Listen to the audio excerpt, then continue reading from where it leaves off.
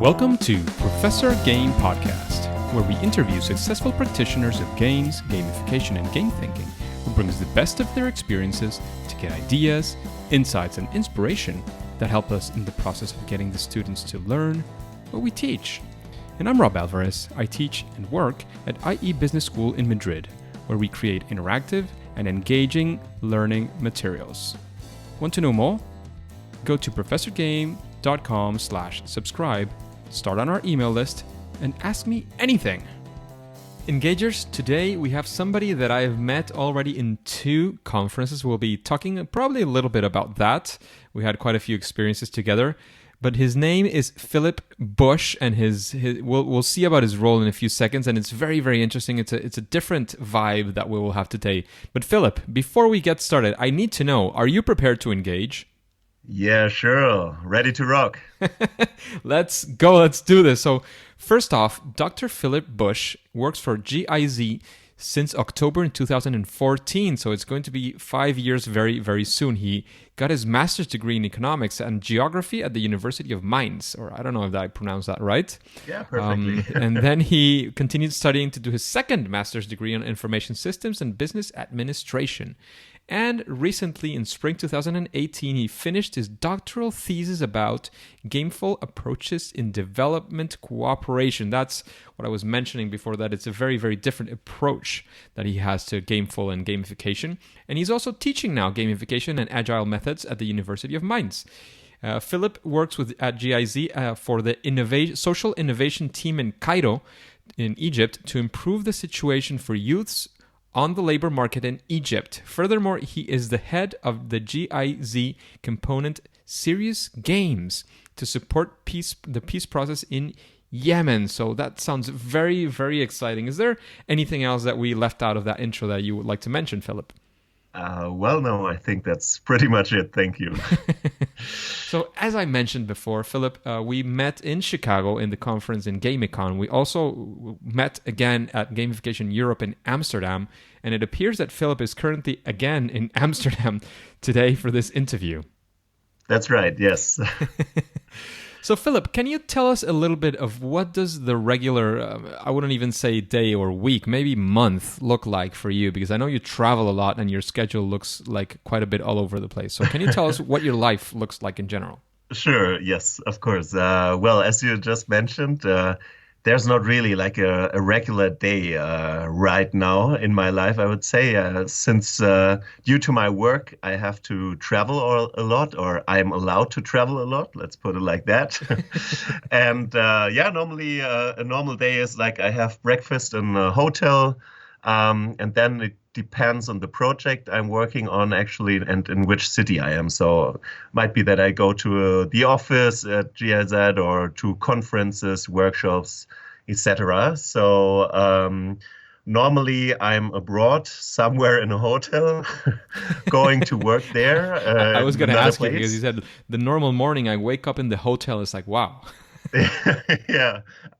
Actually, right now it is like this. But apart from this, if I'm not working, I always enjoy as much time as I can at the sea. So it doesn't matter if it's like sailing, surfing, diving, or whatever. So everything that has to do with the sea, I love to do it.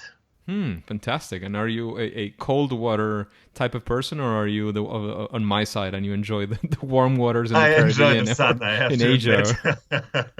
Yes, I enjoy the sun, I have to say. Especially like sharing it with friends, of course. This is then the best time you can have. I absolutely love the sea. I mean, it's one of the biggest things that I miss from back home. I could just jump in a car, and if I was lucky without traffic, I would spend 30 minutes in a car and sit down at the beach after 30 minutes or 40 minutes maybe. Again, without traffic, which was not often, but just to give you an idea of what it could look like. True, yeah. I think this is somehow the place where you can, breathe and, create new ideas and stuff. Yeah, and just relax. I love it. Absolutely. So Philip, as well as engagers, as you were hearing, Philip has a very different type of work with the gamification and gameful approaches. He uses it actually for things like development. He uses it for peace processes. So I think that we will be able to draw a lot of inspiration from what Philip has been doing in these years and what he's doing currently. So, Philip, the first thing that we would like to know is if you can tell us a story of what we like to call the favorite fail or first attempt in learning, where, you tried to do something, it didn't go the way you expected, it failed somehow. And of course, what did you learn from that? How did you come out from that failure and turn it probably into a success? Do you have such a story that you can tell us, Philip? Yes, I think I have one. I think a few years ago, we worked together with different institutions worldwide on a MOOC on gamification, and so gamification to use in development cooperation. And somehow, we had in our opinion, we had amazing ideas how we can gamify the whole learning experience of this MOOC. So MOOC is a massive open online course. So this virtual learning experience, we had amazing ideas how we can do it and how the people will be engaged and stuff. But then somehow we were limited.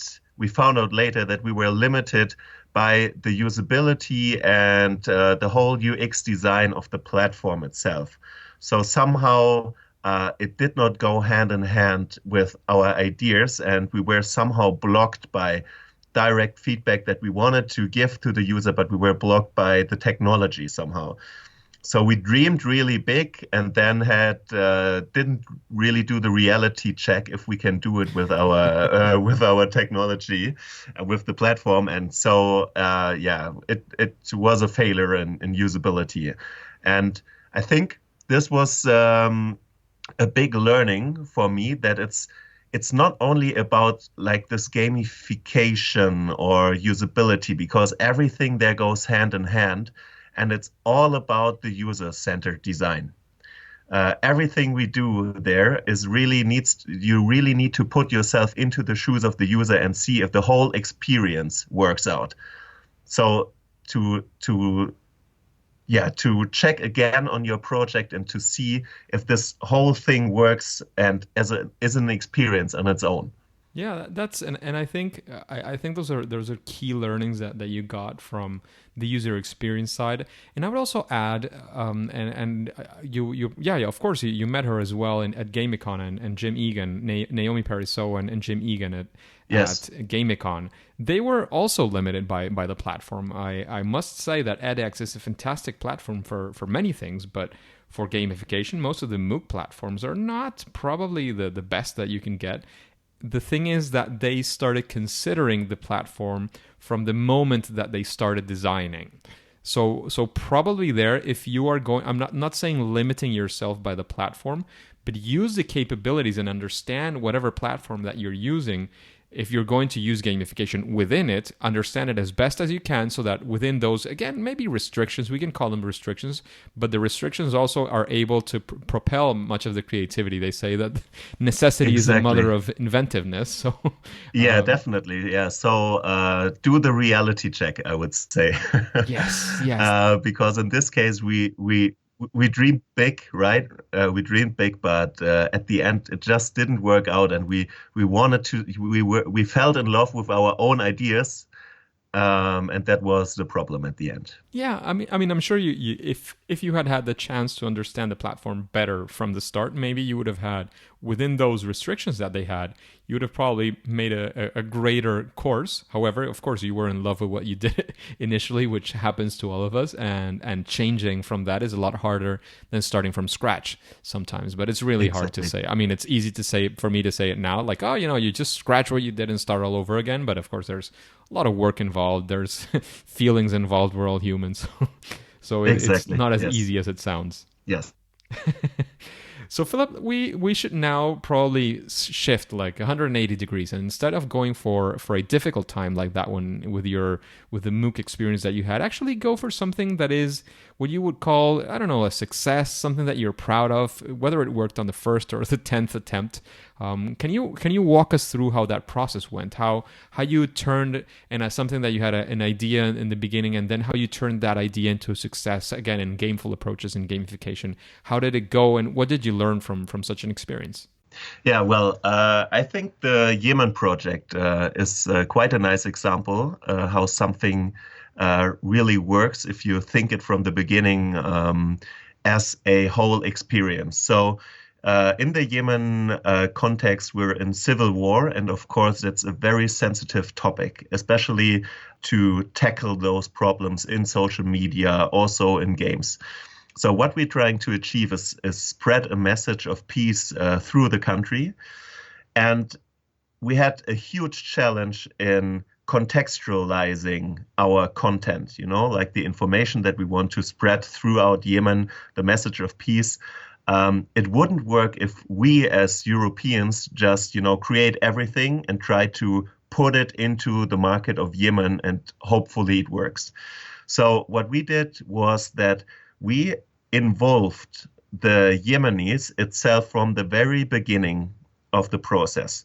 So our Yemeni, not partners, now they are friends. We had people all over different countries, over Spain, Netherlands, Germany, Yemen, Egypt, and we bring all them together from the very beginning to start these peace games. And of course, you have a huge cultural clash, not only in the art, the art style, but also in the way of game mechanics. You also have a huge clash of culture in project management after you came up with some ideas, and you need to take all of those variables into consideration. And the key of this was really the user-centered design and creating ownership among all the people involved in the project. I think it was only possible to make this a success because everybody on board was really 100% sure that we can achieve something. And this is my baby. And everybody thought so, or is thinking like this. We have a huge ownership in the whole project. The motivation of the people is just amazing. Yeah. That sounds fantastic and like a very exciting project. Can you tell us a little bit more of like what were the objectives you set forth when you started this project and what it achieved? Because I understand from everything I've heard that it was a pretty nice success. Yeah, exactly. So we first started with a pilot, so one serious game to be created on the market in Yemen, to be distributed in the Yemeni market, and to gain as much feedback as possible. And the main target of the whole project is to distribute the message of peaceful coexistence. So we are using those games. We now created 6 games that are all available on the Google Play Store for free, of course. We created those 6 games with different game approaches to reach out to different, target groups. This is basically the main objective, and we're tackling topics like human rights, good governance, gender, of course, peaceful coexistence, etc. And this is the main objective. We're using serious games to bundle those information and to spread the word in Yemen. At the same time, we're using different social media to promote the games, as well as though all those activities are getting supported by offline promotion, such as a game box that we're designing there, comics with the characters of the games, board games, as I said, or on the other hand, we're organizing a hackathon there that the community itself can create a game for peace as well. And a huge success, I would say, is that from the partners and the youth that we work together with for this project, they now created their own game studio in Yemen. So they are now creating games for peace on their own, to spread the word. That's very, very nice. And those are some of the unexpected nice things that come up when you do a great project. And congratulations for that. I really think you're, Thank you. It really sounds like you're doing an amazing job in helping, with such difficult situations as the one that they were going through in Yemen. Yeah, but it's the people there, really. It's really the power and the engagement of our partners there. Absolutely, absolutely. And that's, of course, what also gives it cultural context. I mean, it's not the same to launch a serious game in Yemen than to launch it in, say, I don't know, I say Thailand. They don't have any of the same type of problems. But if you launch one in Thailand, it would be very different from the one in Yemen, which would be something completely different from one in Spain and completely different from something in the US, for example, in many things, in the context especially.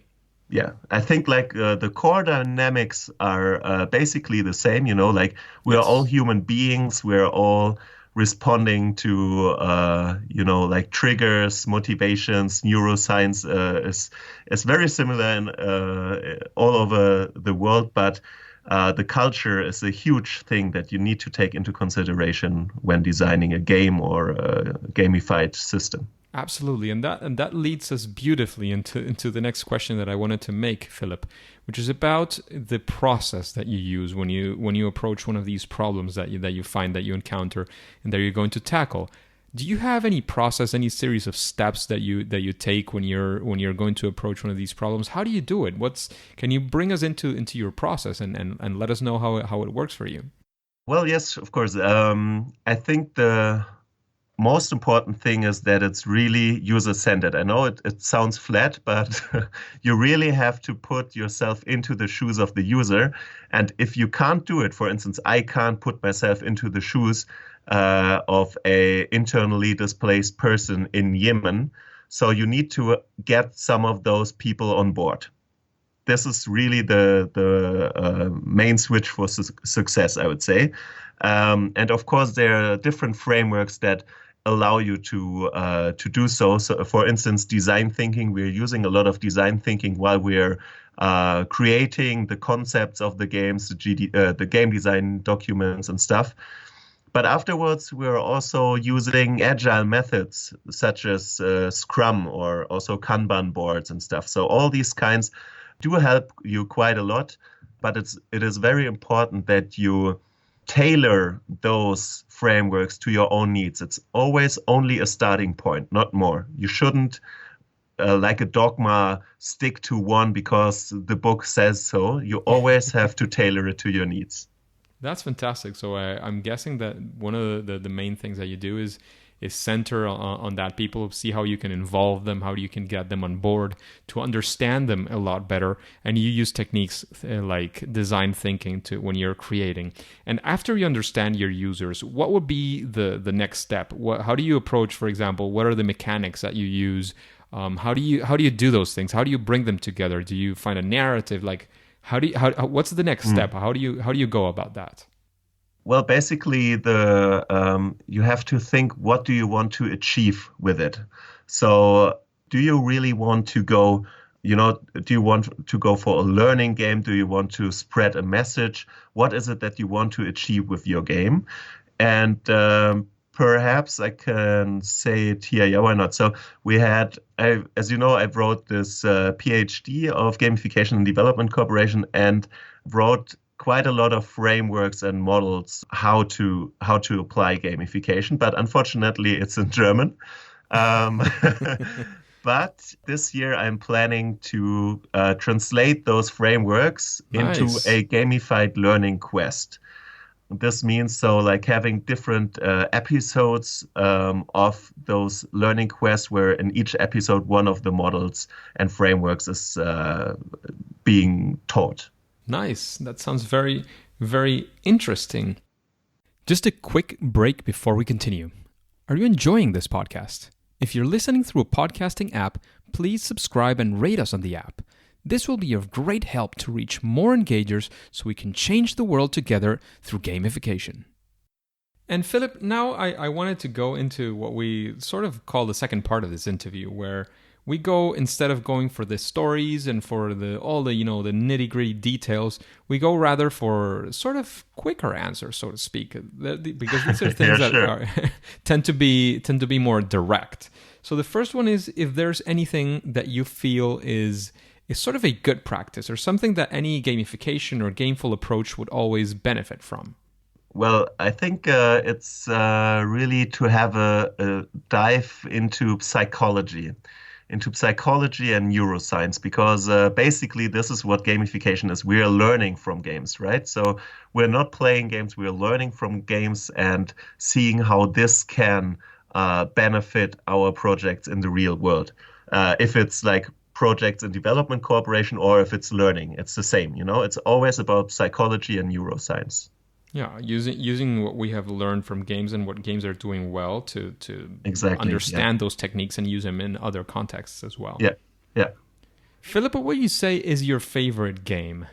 For PC or like a board game, or what do you mean? It's up to you. You can say both of them if that makes it a bit easier. Okay, let's see. Like for PC, I just love Witcher 3.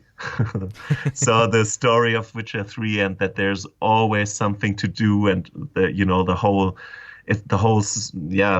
whole story behind it. It's just amazing, and has a lot of emotions in it. So this one's great. For board games, I love collaborative games, such as Pandemic Legacy, like those new approaches where you somehow destroy your own game, but through destroying it, you make it more fun. It's a very nice approach, I think. By the way, you mentioned Pandemic, and it's something that I've been getting repeatedly recently, and especially since I got it for Christmas. Really? We played it a few times. What would be the expansions that you recommend the most? Because somebody asked it to me the other day, and of course I just have the basic game, and it's all I've played up until now. Well, we just played it, and with my friends, we just played Pandemic Legacy Season 1, and we just started Season 2.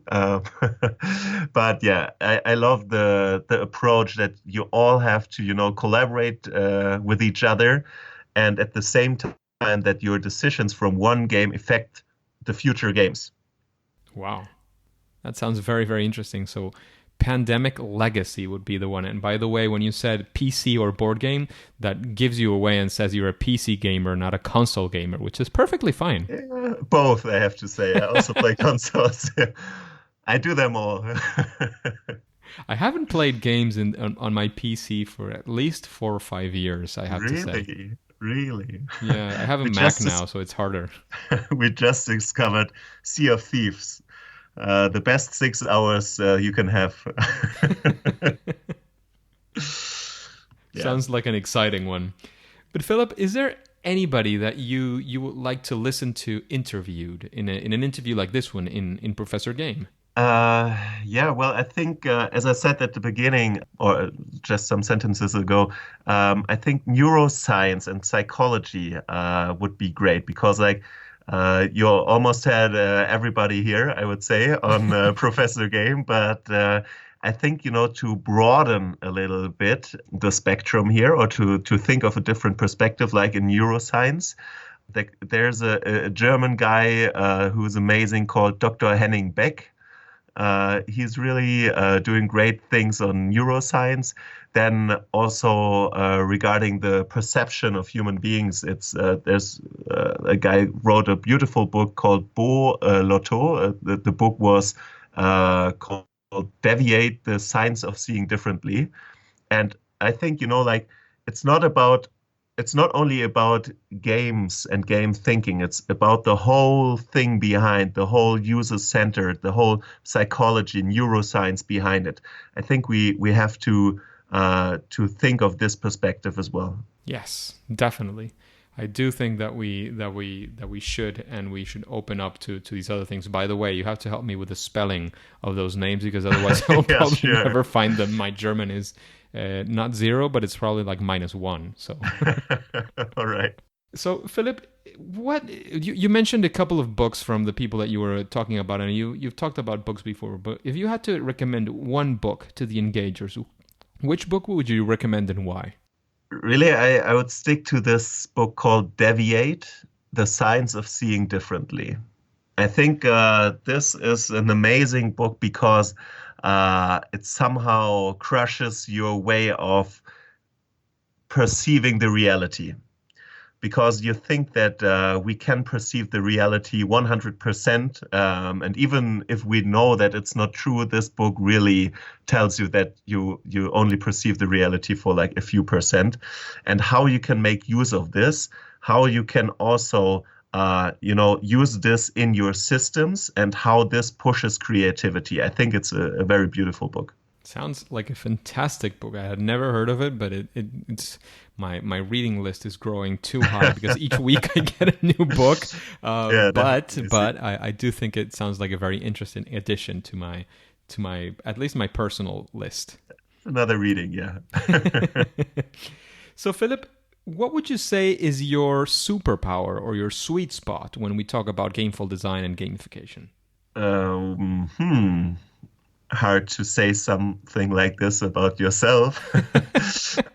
But I think I might be quite okay in using gamification in different cultures, and especially, of course, in development cooperation. Nice. Niche is very, very important, and it's exactly where people are able to shine, because it's the place where probably there probably isn't any other person who is actually doing that, and of course you will be the absolute expert in that field, and you'll be growing continually because I know you're doing it every day. That's true, yeah. So Philipp, then we have this sort of gamified kind of question where I get questions from the audience. Sometimes they let me know what their names are and they allow me to tell them. Sometimes they don't. And in this case, the question that we got comes from this person called Sawyer West. I hope you pronounced your name correctly, Mr. or Mrs. West. So the question is, are there any key weaknesses of gamification that, at least to your knowledge, have yet to be solved in any case study? What do you think of that? Okay, this is in every case study. Yes, I think there's a weakness, and I think it is the real impact measurement. Because we're having this in a lot of our projects where we use gamification and development cooperation. We have a lot of very, case studies, best practices and stuff. And the thing is really the true impact of behavior change is very, very hard to prove. Because it would be a lie if we say playing one of our games in Cairo or Yemen or wherever in the world really changes your behavior totally. It is a long process on behavior change. I think it's just a starting point. You start with self-reflection. Those games and all the gamification starts with a first kickoff. They kick you out of the door. They give you a self-reflection, but a long time impact measurement on behavior change is almost impossible with gamification or the case studies I know so far. Nice. That's a very deep and interesting answer, and related especially to how we measure the impact of whatever it is that we're doing. And I think this applies perfectly and beautifully to gamification, especially because it's regularly questioned by others and by ourselves, because we're always figuring out what's the new thing that we can do. Because gamification, even though it's already been around for at least a decade, it's a relatively new thing to do. So there's many things that we're still figuring out and that we're still iterating on and that we're still learning from. And I completely agree that this applies to gamification, and it applies to many things because behavior change is applied into many, many fields. It's always a mixture of a lot of different things and ideas you have and, perceptions that you get. You can't, like a behavior change that takes like 2 years, you can't narrow it back to only one interference with a gamified system. Absolutely.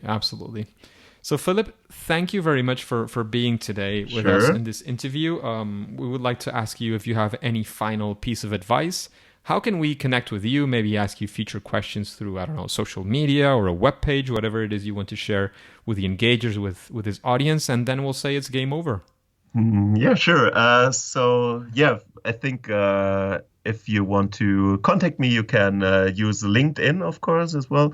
I think we can put it somewhere in Professor Game, right? Yes, I it will think. be in the show And notes for sure. You could just go uh, to professorgame.com, you type Philipp with 2 P's at the end, and you will be able to find Philipp's webpage, because Bush, I think, will be a little bit harder to spell out. yeah, that's true. Yeah, no, and furthermore, in the future, as I said, in 2019, I want to start this gamified learning quests on the different models and frameworks, how to use gamification in different cultures. That's fantastic. Let's stay updated on what this initiative looks like and how it's advancing, and perhaps we can talk again 2019 or beyond and see how it's going, and see how we can support you from here, from Professor Game. Great. Yeah, thank you. And thank you so much for everything and having me. Fantastic. It was my pleasure, Philip. Well, I didn't get into any of the stories of when we met, but they're very interesting and will be perhaps for future episodes of Professor Game. Yeah, that's true. Yeah. Thank you so much. We had a lot of fun, that's for sure. Yeah, So, that's for Philip, sure. thank you again very much for being with us today. However, today it's time to say it's game over. Hey, Engagers, thank you for listening to Professor Game Podcast. I hope you enjoyed this interview with Philip. Do you have any questions that you would also like to ask to future guests? Then go to professorgame.com/question and ask your question. If it is selected, it will come up in a future episode and you will get your answer. And before you move on and click continue, would you like to know how to increase the performance of employees using gamification? Then you have to listen to Munch Lamb. So if you want to do that, subscribe using your favorite podcast app and listen to the next episode of Professor Game. See you there.